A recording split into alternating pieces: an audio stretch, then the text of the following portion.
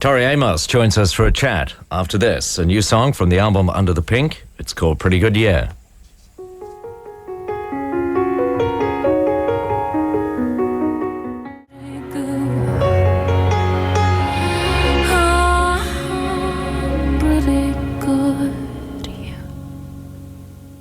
Tori Amos, the opening song from the new album Under the Pink and Pretty Good Year. And welcome. How nice to see you again. Hi, Johnny. Oh, I wish you were in better health. Yeah, me too. What's been happening? Bad cold or something? Yeah, bad cold. What's been going around, I just think it was my turn. What have you been up to since I saw you last? Has it been really busy and hectic? Or? Well, did 250 cities, me and the piano, worldwide. And when I was finished, I thought I was going to take a rest, but Silent all these years kind of told me that she had some babe she wanted me to meet. And I said, oh no. And she said, yeah, basically you can come willing or unwilling, but the songs are coming, so. And I started writing this next record. I mean, is it hard work writing? Is it the 2% inspiration and 98 perspiration? Or once you start, do they flow quite easily for you? No, they don't usually.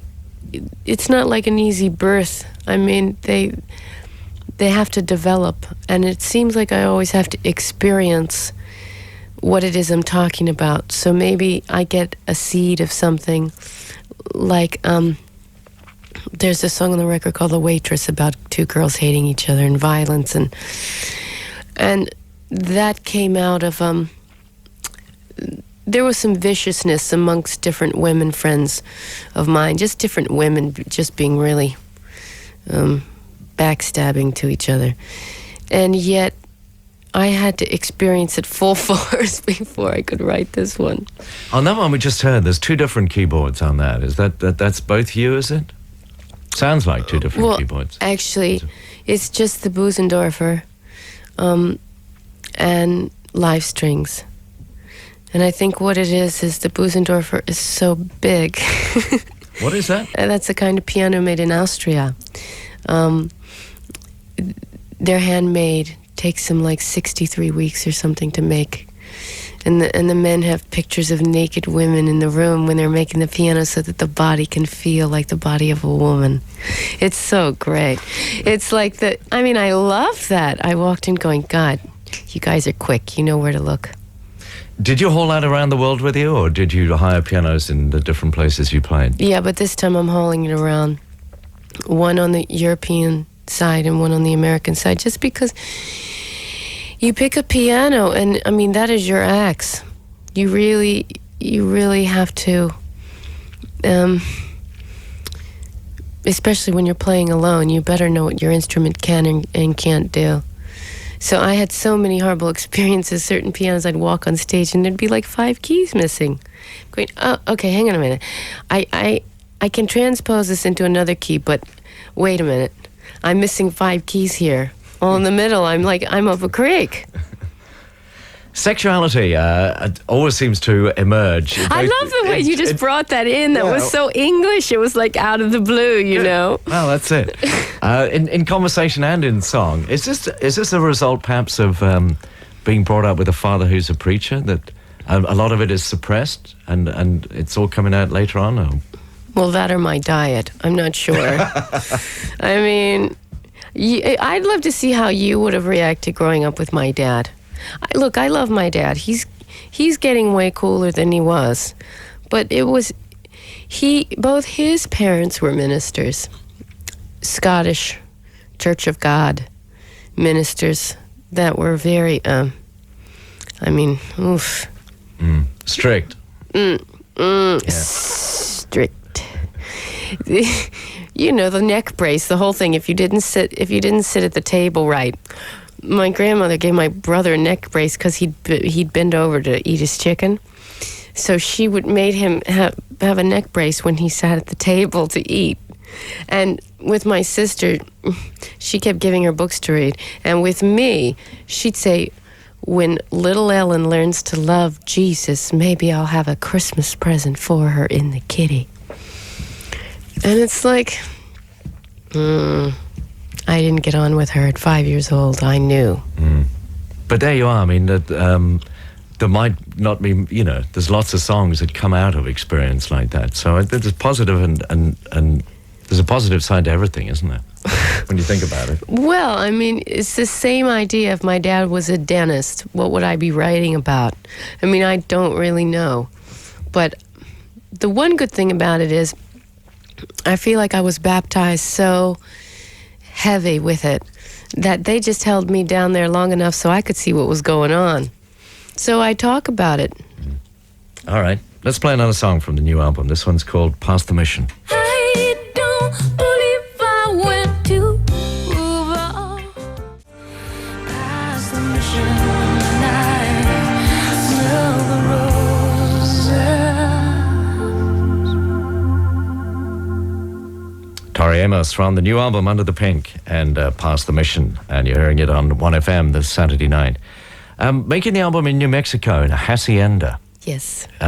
Is that's an old building they've turned into a studio, or did you turn... It's just a hacienda, and we brought the equipment in.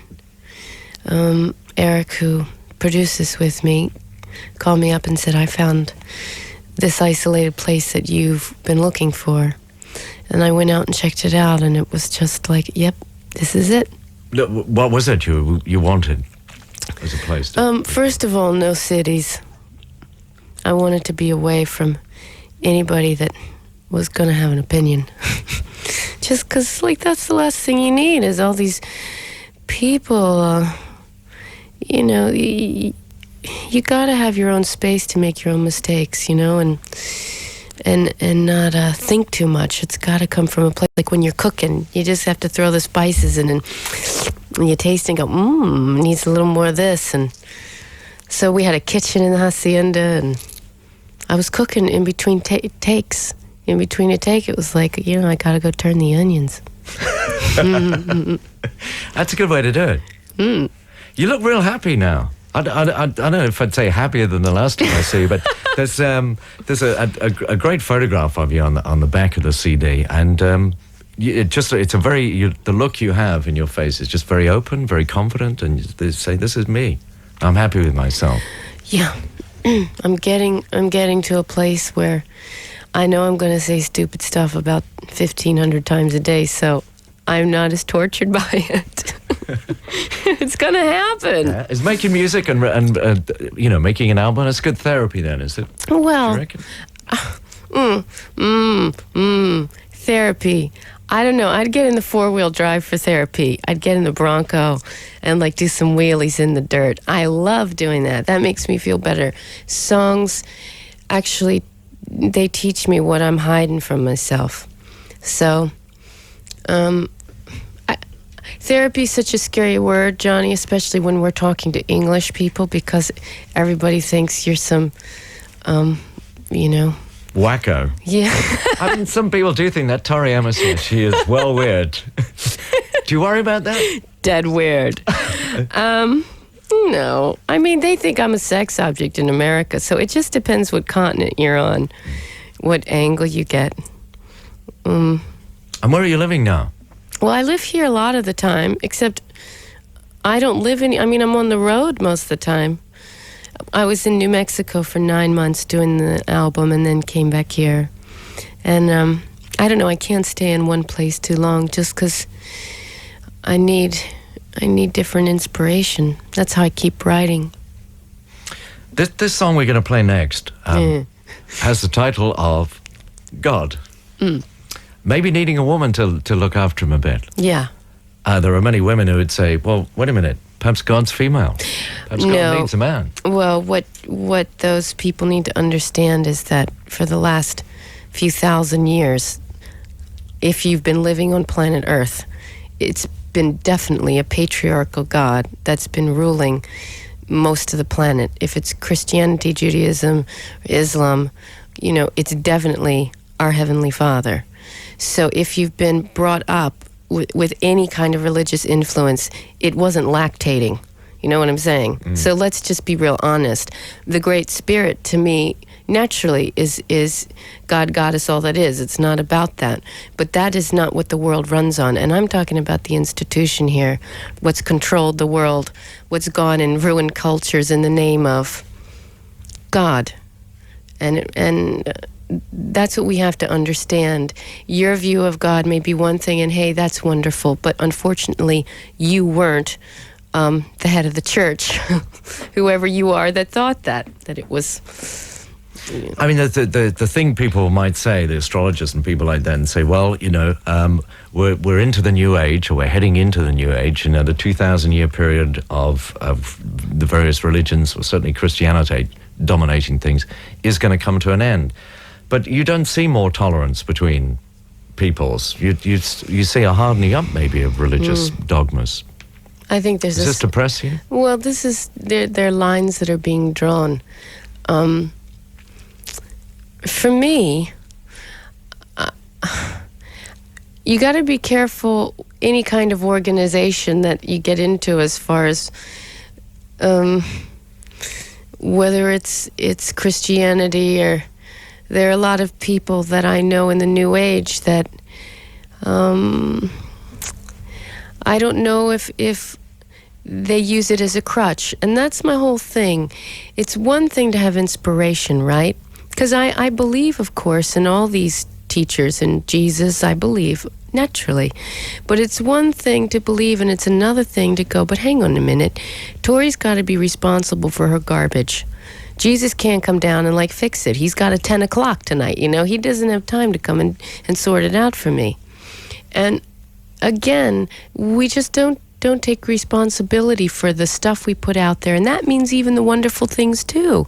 We got to give ourselves some credit that we are capable beings here. We've been taught to feel like, oh, shame, ugh. Like mankind, womankind is less. And I don't see it that way. I see God, Goddess in everybody, potentially within every person. But, you have to know thyself. That was the greatest teaching anyway, whether it was Greek philosophy or Christianity. It was always, or coming from Gandhi, it was always, know thyself. Mm. And that can be hard work, really. I mean, the only way of finding out is to live it, really, isn't it? Yeah, you live it. And you say, this part of me that wants to throw this girl up against the wall and rip her head off. I don't want to pretend she doesn't exist, because it's going to come out some way. So why don't I sit down and have a cup of tea with her and figure out what's going on? You use this phrase that you hear quite a bit, certainly from American feminists, the phrase of empowerment, that women need to empower themselves. How? How do women get more power? By stop blaming. Stop blaming. I've had to work through some things that have happened to me in the past, particularly the Me and a Gun experience that was written around a real experience that had happened to me. And that doesn't justify what he did. Me working through my bitterness, working through my blame. But I'm choosing not to blame all men for what happened. Stuff's gonna happen. And again, that doesn't take away what happened. But I'm getting to the point now. A wise old woman said to me in the desert over the last year, you know what, Tori? You can spend the rest of your life feeling like a victim and that this has been done to you. Well, this has been done to you, but you have a choice now if you want love in your life, because I see a man over there that really, really loves you. And you keep pushing him away, saying, but this has been done to me and I can never get over it. Well, you need to understand, Tori, that that's your choice.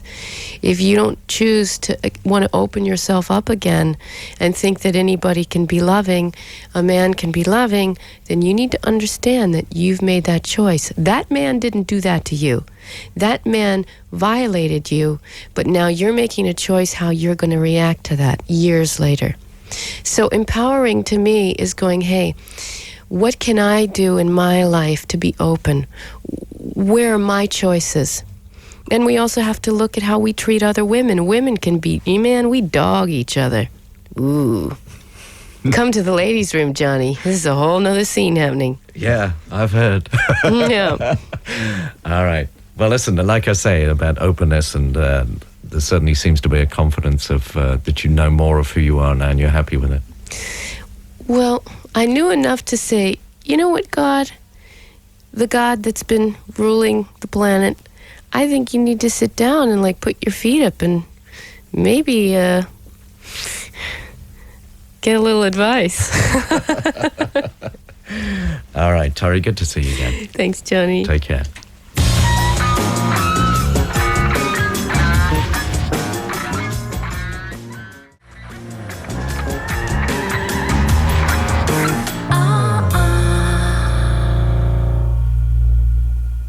Tori Amos and God from the new album called Under the Pink. 1FM, Johnnie Walker at 11 minutes past 9.